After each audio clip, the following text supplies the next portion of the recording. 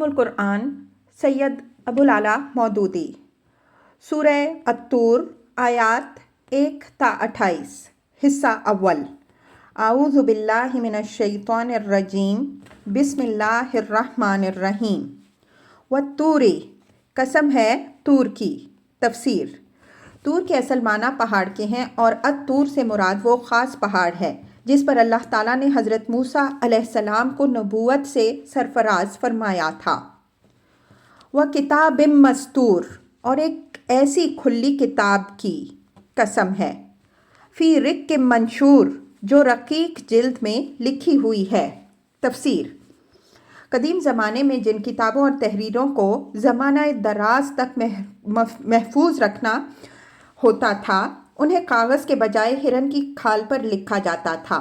یہ کھال خاص طور پر لکھنے ہی کے لیے رقیق جلد یا جھلی کی شکل میں تیار کی جاتی تھی اور اصطلاح میں اسے رق کہا جاتا تھا۔ اہل کتاب بالعموم تورات، زبور، انجیل اور صحف انبیاء علیہم السلام کو اسی رق پر لکھا کرتے تھے تاکہ طویل مدت تک محفوظ رہ سکیں۔ یہاں کھلی کتاب سے مراد یہی مجموعہ کتب مقدسہ ہے جو اہل کتاب کے ہاں موجود تھا۔ اسے کھلی کتاب اس لیے کہا گیا ہے کہ وہ نایاب نہ تھا، پڑھا جاتا تھا اور بآسانی معلوم کیا جا سکتا تھا کہ اس میں کیا لکھا ہے۔ والبیت المعمور اور آباد گھر کی قسم۔ تفسیر: آباد گھر سے مراد حضرت حسن بصری رحمہ اللہ کے نزدیک بیت اللہ یعنی خانہ کعبہ ہے جو کبھی حج اور عمرہ اور طواف و زیارت کرنے والوں سے خالی نہیں رہتا، اور حضرت علی رضی اللہ عنہ، ابن عباس رضی اللہ عنہ، اکرمہ رحمہ اللہ، مجاہد رحمہ اللہ، قتادہ رحمہ اللہ، ضحاک رحمہ اللہ، ابن زید رحمہ اللہ اور دوسرے مفسرین اس سے مراد وہ بیت معمور لیتے ہیں جس کا ذکر معراج کے سلسلے میں نبی صلی اللہ علیہ وآلہ وسلم نے فرمایا ہے، جس کی دیوار سے آپ صلی اللہ علیہ وآلہ وسلم نے حضرت ابراہیم علیہ السلام کو ٹیک لگائے دیکھا تھا۔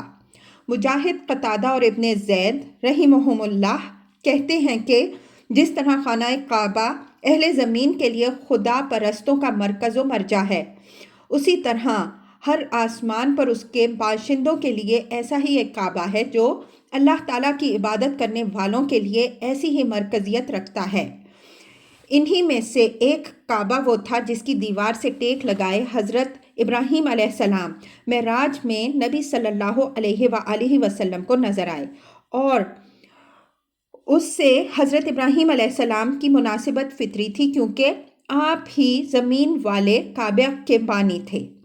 اس تشریح کو نگاہ میں رکھا جائے تو یہ دوسری تفسیر حضرت حسن بصری رحمہ اللہ کی تفسیر کے خلاف نہیں پڑتی، بلکہ دونوں کو ملا کر ہم یوں سمجھ سکتے ہیں کہ یہاں قسم صرف زمین ہی کے کعبہ کی نہیں کھائی جا رہی بلکہ اس میں ان تمام کعبوں کو بھی شامل کیا گیا ہے جو ساری کائنات میں موجود ہیں۔ والسقف المرفوع اور اونچی چھت کی قسم۔ تفسیر: اونچی چھت سے مراد آسمان ہے جو زمین پر ایک قبے کی طرح چھایا ہوا نظر آتا ہے، اور یہاں یہ لفظ پورے عالم بالا کے لیے استعمال ہوا ہے۔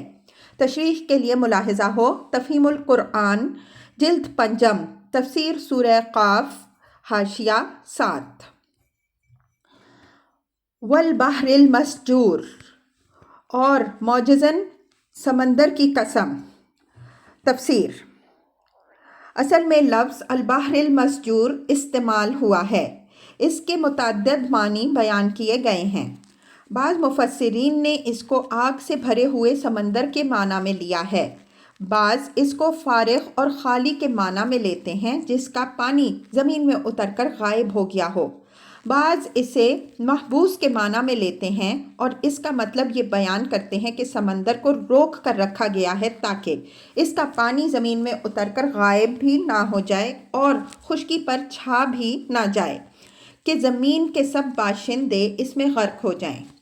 بعض اسے مخلوط کے معنی میں لیتے ہیں جس کے اندر میٹھا اور کھاری، گرم اور سرد ہر طرح کا پانی آ کر مل جاتا ہے، اور بعض اس کو لبریز اور معجزن کے معنی میں لیتے ہیں۔ ان میں سے پہلے دو معنی تو موقع و محل سے کوئی مناسبت نہیں رکھتے۔ سمندر کی یہ دونوں کیفیات کہ اس کی تہ پھٹ کر اس کا پانی زمین کے اندر اتر جائے اور وہ آگ سے بھر جائے، قیامت کے وقت ظاہر ہوں گی، جیسا کہ سورہ تکویر آیت 6 اور سورہ انفطار آیت 3 میں بیان ہوا ہے۔ یہ آئندہ رونما ہونے والی کیفیات اس وقت موجود نہیں ہیں کہ ان کی قسم کھا کر آج کے لوگوں کو آخرت کے وقوع کا یقین دلایا جائے۔ اس لیے ان دونوں معنوں کو ساکت کر کے یہاں البحر المسجور کو محبوس، مخلوط اور لبریز و معجزن کے معنی ہی میں لیا جا سکتا ہے۔